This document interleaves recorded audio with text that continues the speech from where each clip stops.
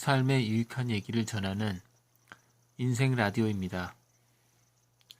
오늘은 64회 자본주의와 공산주의는 본질적으로 다르지 않습니다입니다. 오늘 주제는 제가 왜 이걸 다루냐면 요즘 들어와서 우리 사회에서 좌파, 우파, 진보, 보수 이런 논쟁이 좀 많습니다. 그래서 이걸 꼭 다뤄야겠다는 생각을 했습니다. 현재 정권은 약간 사회주의 성향이 좀 있죠. 그러다 보니까 빨갱이란 말도 나오고 애국 세력은 보수다 해서 태극기 들고 집회 나오고 이렇죠. 그런데 이게 본질적으로 다르지가 않습니다. 왜 그런지 설명해 드리겠습니다. 이게 자본주의라는 게 어떻게 생겨났냐 이걸 잘 알아야 합니다. 스페인 쪽에서 신대륙 발견하죠. 포르투갈에서 먼저 발견했겠네요. 아무튼 스페인, 포르투갈이 중남미를 약탈하면서 많은 걸 가져옵니다. 그러면서 그때 거기서 무역을 하는 사람들이 신흥 세력을 성장하는데 그들이 금을 가지고 있는 것을 빼앗으려고 했습니다. 그들의 세력이 커지니까. 그런데 그 사람들이 가만히 있겠습니까? 어느 사회든지 불만을 가지고 있는 것을 표출하려고 하는 세력들이 있습니다. 계급사회였으니까 당연히 불만은 있지만 대부분 운명이라고 생각하고 살죠. 우리도 그렇게 살잖아요.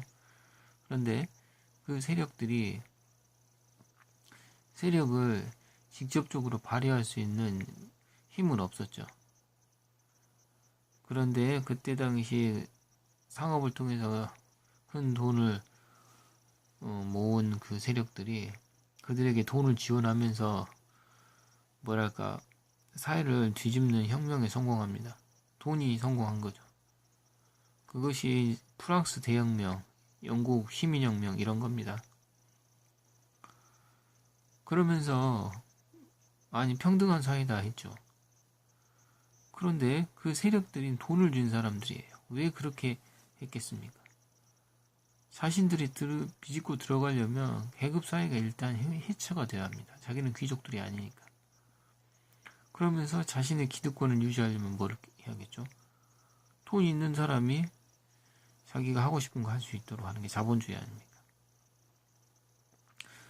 기존의 노예들은 제대로 대접 못 받았다면 이제 노예들도 돈을 받고 하는 겁니다.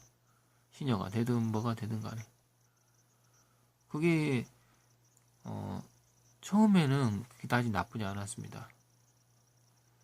왜냐하면 자본주의 처음에는 다들 기회가 있으니까요.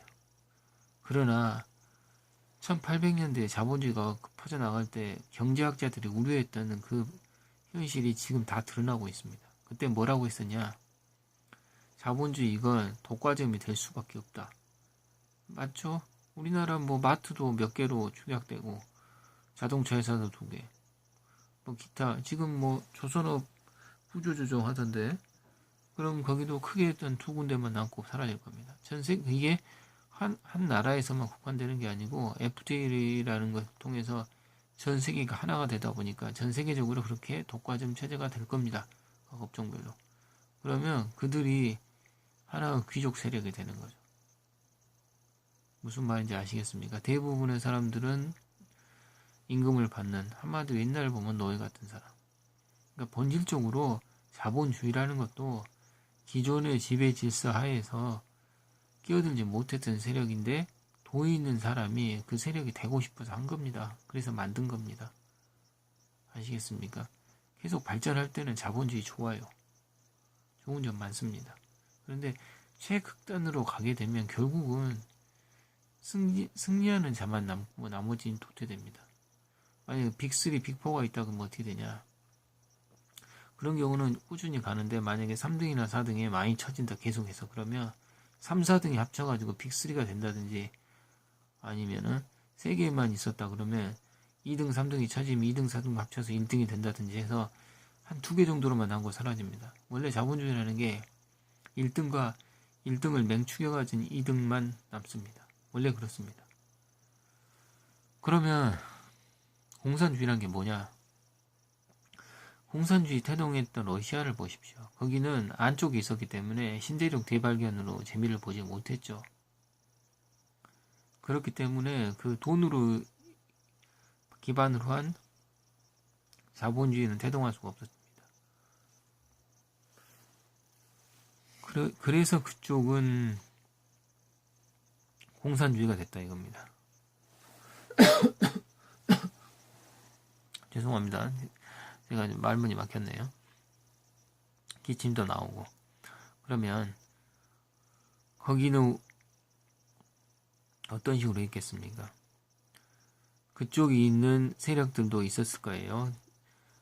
신대륙 발견을 안 했지만 뭐 나름 상업 세력, 그러니까 유대계 세력이라는 거예요. 제가 말하는 사람들 전부 다. 그럼 그 사람들이 여기서도 내가 좀 높이 올라갔으면 좋겠는데 그런 생각 안 했겠습니까?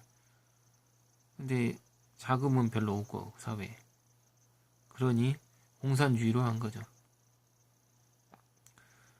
그쪽은 더 잔혹했던 게 왕들 다 죽였죠. 황제를 왜 그렇겠어요? 자신들이 자금력이 없으니까 개인이 살려뒀다가는 거기에 따르는 귀족들이 다시는 뒤집을 것 같으니까 없앴던 거죠. 그런 생각 안 해봅니까? 프랑스 대혁명 때도 마리 앙투아네트를 잔인하게 죽였지만 그거하고는 조금 다릅니다. 그쪽은 그 귀족들을 다 죽이지 않았죠. 귀족들은 돈이 있었고 그 체제를 그냥 존중해 준 겁니다. 아무튼 공산주의도 결국은 똑같다, 자본주의랑. 공산주의 어때요? 표면적으로는 평등한 것 같지만 다 자신들 다 비자금 만들고 있죠. 회의 빼돌리고 다 합니다. 북한 보십시오. 어떻습니까?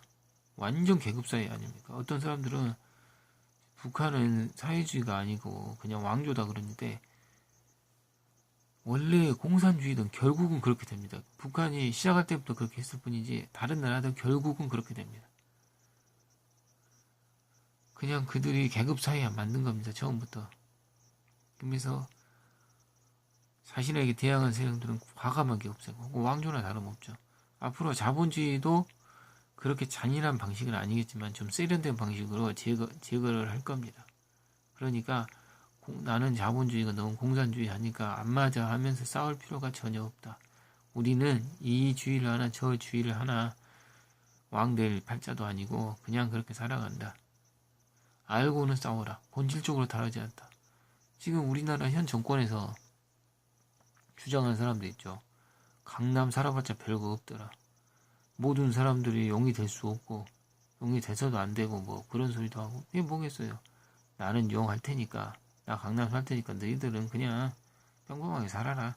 이 말 아닙니까? 철저히 계급적인 사고입니다. 그걸 잘 알아야 돼요. 그래서 제가 그렇다고 자본주의가 맞고 얘네들은 공산주의 잘못했다는 게 아닙니다. 둘 다 똑같은 인간들이다. 노란하지 말고 거기 자식들한테 과자값도 못 벌어주는 사람들이 세상에 나는 나라를 위해서 매달 10만 원이라도 후원할 거야. 그런 답답한 생각하지 마십시오. 그 사람들 여러분 보고 고맙다는 생각 하나도 안 합니다. 그냥 너희들은 나의 피지배 계층에 불과하다. 그 정도입니다. 그 사람들처럼 계급의식 강한 사람도 없습니다. 공산주의세요. 자본주의는 대놓고 돈을 기반으로 하는 거가 아예 그 사람들 위선자에 가깝습니다. 공산주의자들은. 그러니까 제 말 잘 들으십시오. 제가 두서없이 얘기를 하느라 9분이 넘어갔네요. 구독 버튼 부탁합니다. 좀 다양한 얘기를 할 겁니다. 제가 좀 바쁘기도 하고 몸도 안 좋아서 매일 못 올리는데 매일 올리는 방향으로 노력해 보겠습니다. 좋아요 버튼 그리고 궁금한 사항은 이메일로 보내주십시오. 뭐 인생 고민도 좋고 뭐 시사적인 것도 좋습니다. 그럼 여기서 줄이겠습니다. 삶에 유익한 얘기를 전하는 인생 라디오였습니다. 감사합니다.